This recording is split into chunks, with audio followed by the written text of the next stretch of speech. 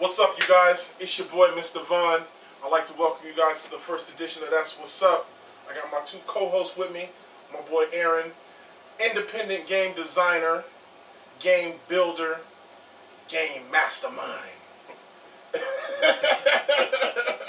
And to the left, I got my man Daniel Lee, independent graphic designer and illustrator and all-around gangster. And of course, it's me, your moderator slash host, Mr. Vaughn, local hip hop artist around town. You guys know who I do. Not local, I'm sorry.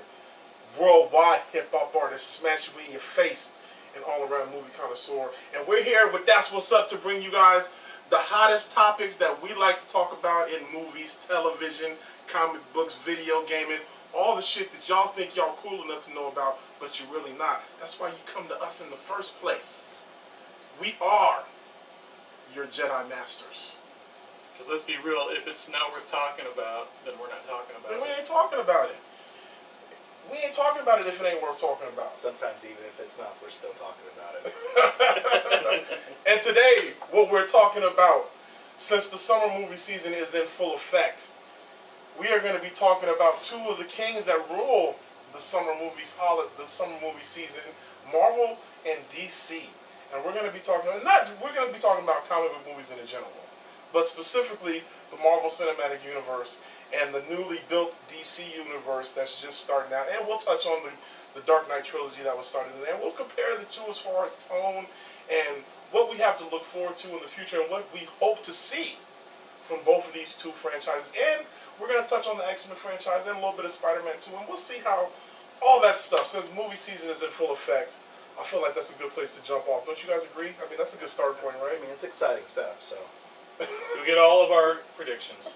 All of them. All of them. The movie, this summer movie season started out with Amazing Spider-Man 2, which was hit or miss for some people depending on who you talk to. And then it really got into full steam with X-Men Days of Future Past, which came around, which we both thought was excellent. You know what I'm saying? It was the unofficial sequel. I guess it's unofficial. It's the unofficial sequel to both X-Men 3 and X-Men First Class, which Aaron, I know you're a big fan of X-Men First Class, am I right? Yes, I am. I want you to tell me a little bit of what you thought about X-Men First Class, in comparison to the other two movies especially. Well, I mean, X-Men 1 kind of had this, like, dark, gritty feel. I mean, they revamped, all the outfits and everything. It had a real dark feel to it, which kind of seems to be the standard for whenever they do, like, a beginning movie for something. Maybe it's them trying to bring it into reality or not. I'm not really sure. And then X-Men 2, I thought it was good, but I did like, First Class better. I felt that it felt more like a comic book movie. Felt it was more accurate, and honestly, I liked where they went with it. I thought Magneto was great. I liked how they really tied together and maybe for all the people out there that aren't familiar with, Charles Xavier and Magneto and their friendship. Yeah, it was a better introduction to who these people really are. Correct. You know what I did like? The thing that I did like about X-Men First Class, that from the start of the movie, they paid tribute to even the film source material that they had as far as showing Magneto's beginnings back in Poland when he was in the concentration camp. Right. They kept that source material from the first X-Men movie that Bryan Singer did. Matthew Vaughn who directed First Class. I think he did a very good job of tying those in together without knowing at the time that they were going to do Days of Future Past, where they really tied in the two franchises. It was a good choice. It was a really good choice. Overall, how do you feel like they did, Dan, with the tying in of Days of Future Past to not only First Class but X-Men 2 and X-Men 1?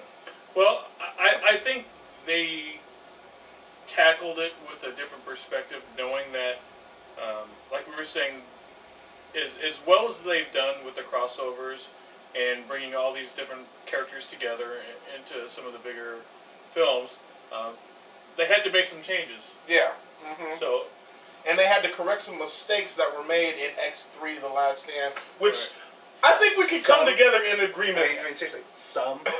X-Men 3 was a bad movie. I'm the Juggernaut. All of a sudden, I'm a mutant now. Which we all know. Yeah, it's all that stuff.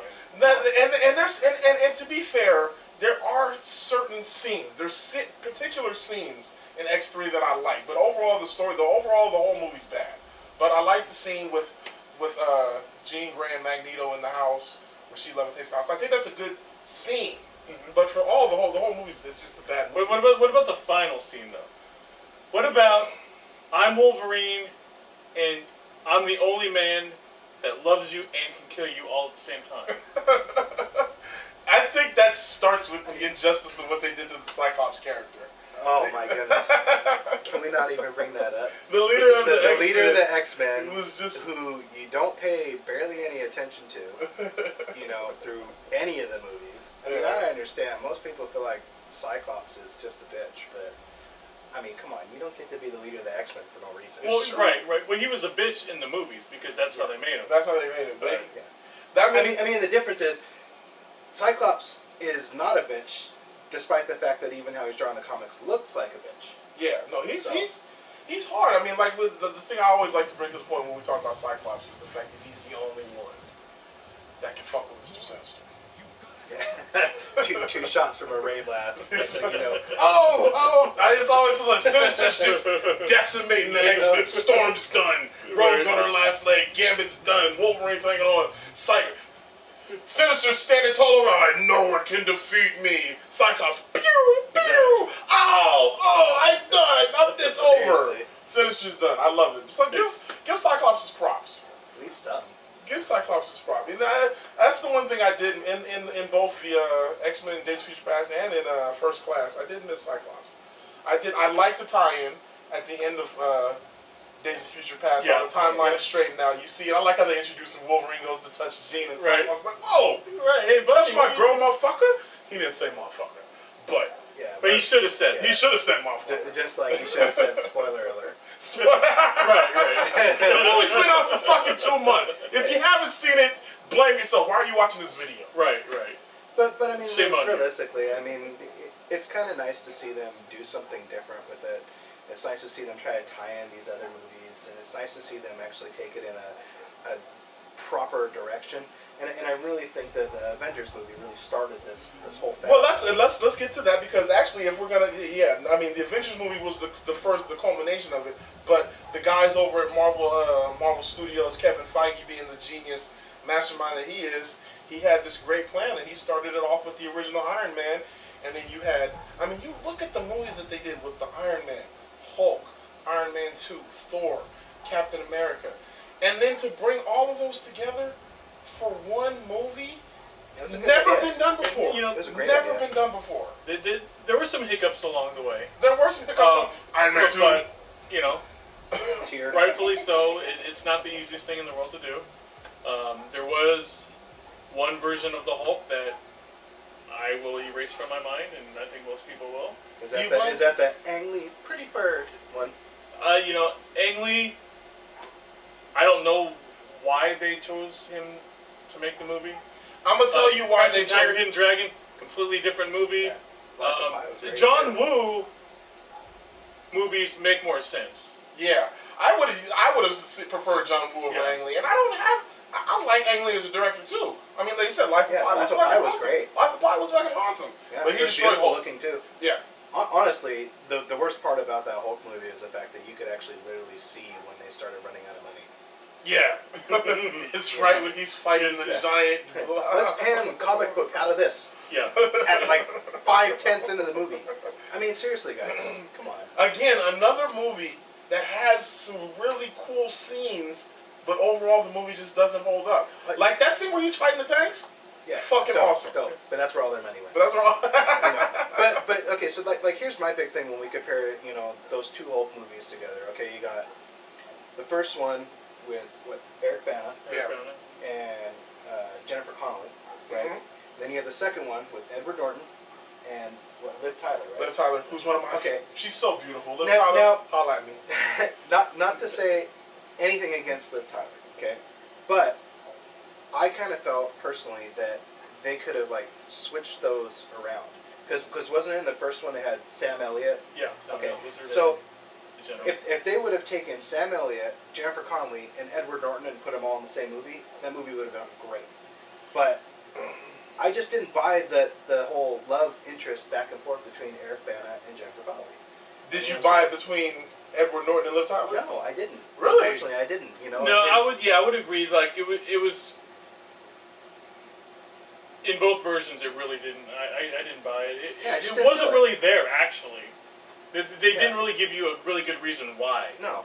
It's like, okay, here's these two characters, and they have feelings for each other, Right. and you're just supposed to start from that point and believe it. Totally. So with the one with Liv Tyler, the Incredible Hulk, because the other one was just Hulk. The newer one was Incredible Hulk with Edward Norton.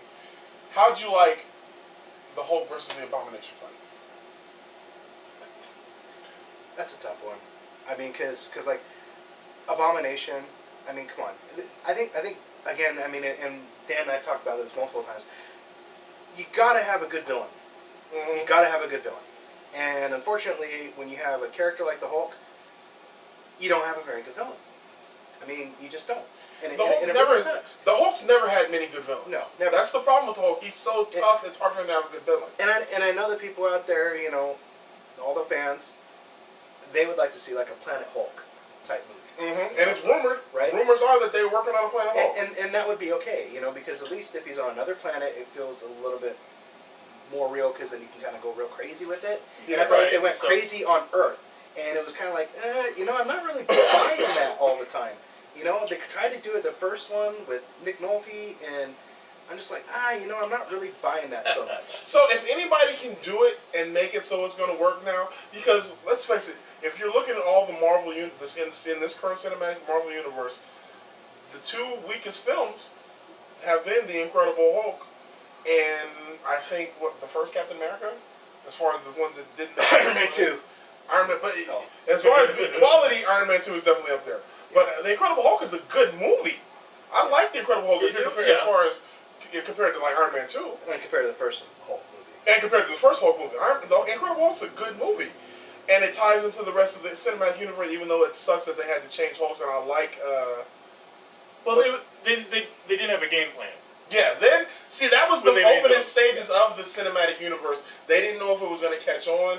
And like I said, it was literally the second movie they did. It was Iron Man and then The Incredible Hulk. Because that's when we got the first Obviously introduction. not counting what Spider-Man, right? That's not now. Like, we got to keep in mind. I'm talking about the current Marvel Cinematic Universe that started when they had their own independent studio, Okay. and which was Iron Man, which was the first movie they did Right. with Iron Man. But I would say we still need to talk about Thor. Thor is very much relevant. Thor felt very short. You know, Both movies. as much as I liked it, I mean, and I thought Dark World was great. I liked Dark I mean, World a lot. and maybe this is just me, but I would have liked to seen a little bit more character reaction with Loki and him. I know that they added some, so it really kind of bothers me how little he was in it from the start. But you know, I just think they have really good character interaction with those. Which two. brings us back to the point that you were saying that it's all about the quality of villains. Correct. Because as successful as the Marvel Cinematic Universe has been, they've been leaning on Loki a lot. Yes, they because have. he's the only villain they have that has anything. He's charismatic. There's a sympathetic feel that you can get from him because of his ties with just wanting to get his father's acceptance, and you know, saying he's an orphan, and so there's that. And there's some kind of character relationship to him. You can kind of feel that, because I don't know anybody out there. There's plenty of people that are like, oh, I wish I had a better relationship with my father. Yeah. And so you can relate to that. Right. Not He's many the of them bridge. go to the lengths that a And- Loki did. And it's the other thing, like, he doesn't exactly feel evil as he feels mischievous, which is what he's supposed to be. Right, and it's not really. I'm evil. I'm It's not so black and white. It's not that what I'm doing is being perceived as evil. It's his nature. That's how he's built. He doesn't have a choice, and maybe they don't touch upon that enough because his own brother, Thor, who you think knows him better than anyone else, doesn't seem to get that part of him. Right. At some point you just got to be like, hey, this is how he is, and I got to cut him loose if I'm not cool. And it really felt like that a lot in the first Thor movie. That like no one was really accepting him. Yeah. At all, But I mean, if you go back to like the Marvel Cinematic Universe, I mean, I wish we could just wipe Iron Man 2 from our brains. Yeah. And not because I felt that Robert Downey Jr. did a bad job. I mean, because he is Iron Man. He is you Iron know, Man. And I think And- also did a good job.